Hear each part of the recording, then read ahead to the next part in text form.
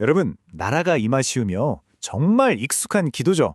아마 수백, 아니 수천 번은 해보셨을 거예요. 근데 말이죠, 이 짧은 한마디에 우리 신앙의 아주 중요한 긴장감과 또 엄청난 약속이 함께 담겨 있다면 어떠세요? 오늘 바로 그 깊은 의미 속으로 한번 같이 들어가 보려고 합니다. 자, 그럼 여기서부터 한번 시작해 볼까요? 사실 좀 이상하게 들릴 수도 있는 질문이에요. 우리는 이미 구원받았다고 믿잖아요? 그런데 왜 아직 오지도 않은 것처럼 하나님 나라가 오게 해주세요 하고 계속 기도해야 하는 걸까요?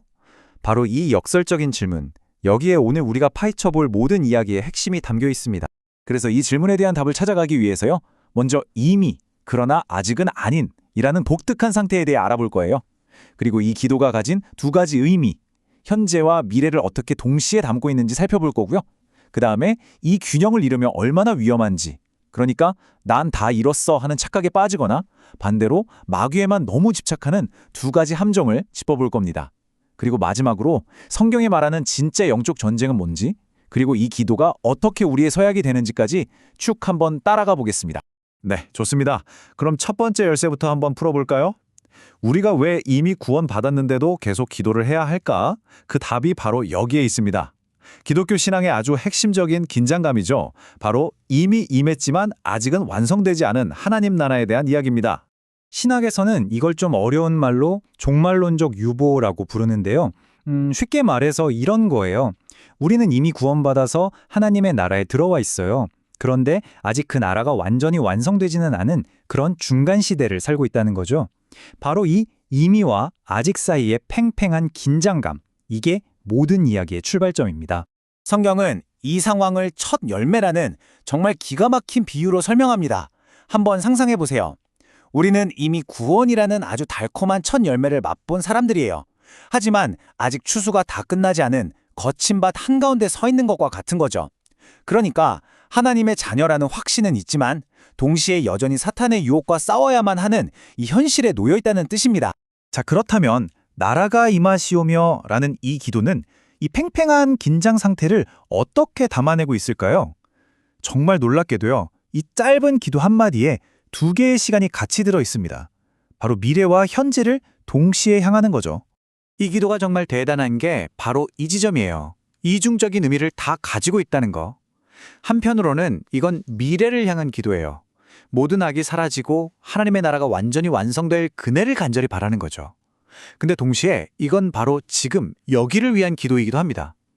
오늘 내 삶에서 이 유혹 앞에서 사탄이 아니라 하나님의 다스림을 받게 해달라는 아주 현실적이고 구체적인 기도라는 겁니다. 자, 그럼 이제 이 이미와 아직 사이의 아슬아슬한 균형을 잃어버리면 어떻게 될까요? 첫 번째 위험부터 한번 살펴보겠습니다. 바로 지나치게 열광적인 신앙입니다. 이런 오류를 열광주의라고 부릅니다. 이건 뭐랄까 시소의 임의 쪽으로만 무게가 확 쏠려버린 상태예요. 구원은 이미 완성됐어. 이렇게 착각해버리는 거죠. 그러다 보니까 아직 싸워야 할 이 현실, 사탄이 여전히 활동하고 있다는 걸 그냥 무시해버립니다. 그럼 어떻게 될까요? 당연히 영적인 방어벽은 속수무책으로 무너지는 거죠. 이런 위험에 빠졌던 대표적인 교회가 바로 고린도 교회였습니다. 그들의 영적 스승이었던 사도 바울이 정말 안타까운 마음으로 거의 비꼬는 투로 이렇게 편지를 써요.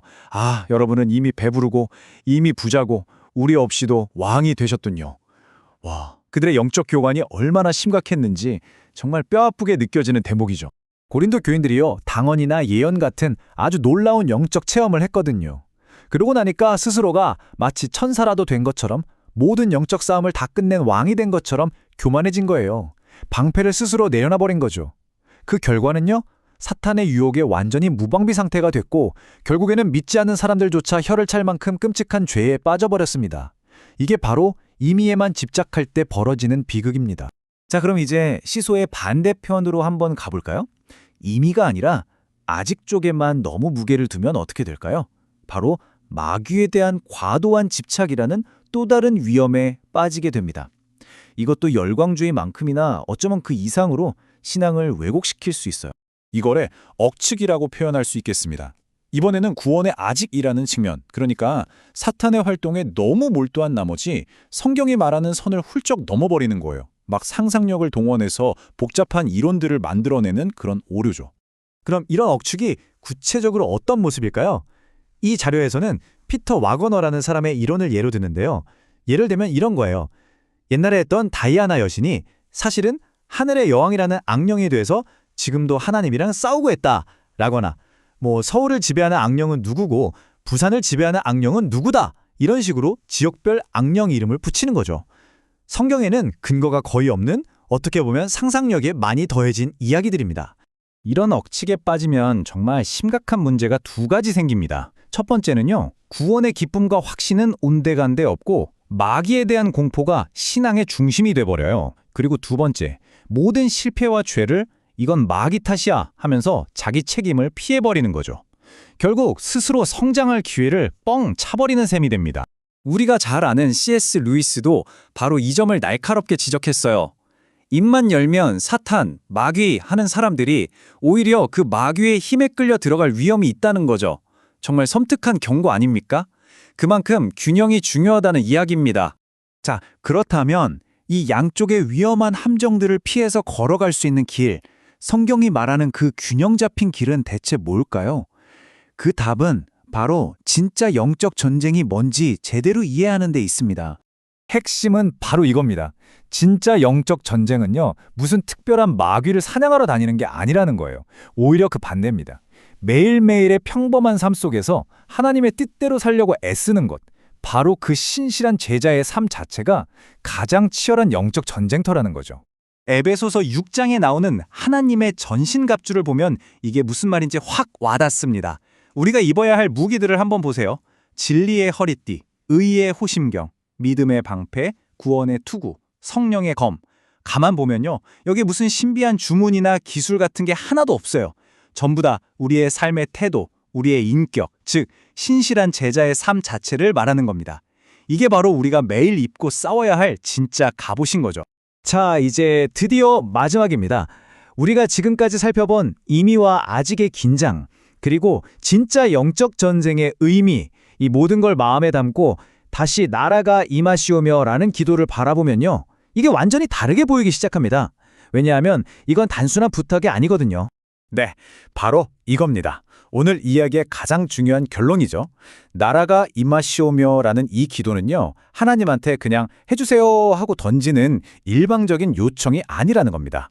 이건 동시에 하나님 앞에서 우리가 하는 약속, 바로 서약입니다. 다시 말해서 우리가 하나님, 당신의 나라가 오게 해주세요 라고 기도할 때 그 말 속에는 하나님, 저도 바로 그 나라의 백성답게 당신의 통치를 받으며 살겠습니다 라는 엄숙한 약속이 함께 들어있다는 거예요. 하나님의 일하심을 구하면서 동시에 저도 그 일에 동참하겠습니다 라고 결단하는 것, 그게 바로 이 기도입니다. 주기도문이 정말 위대한 기도로 불리는 이유가 바로 여기에 있는 것 같아요. 우리의 부탁과 우리의 헌신을 하나로 딱 묶어주잖아요. 그 위대하신 하나님을 하늘에 계신 우리 아버지라고 친밀하게 부르게 하고 나만이 아니라 우리를 위해 기도하게 만들죠. 결국 이 기도를 반복하면서 우리는 그 서약을 지킬 힘을 얻고 그런 사람으로 조금씩 변화되어 가는 겁니다. 그래서 마지막으로 이 질문을 여러분께 던지면서 오늘 이야기를 마무리하고 싶습니다. 여러분이 나라가 임하시오며라고 기도할 때 그 기도는 그저 하늘을 향해 던지는 막연한 소원인가요? 아니면 바로 오늘 내 삶을 하나님의 통치에 맡기겠습니다 라는 삶을 바꾸는 헌신인가요? 이 위대한 기도가 우리 모두에게 진정한 서약이 되기를 진심으로 바랍니다.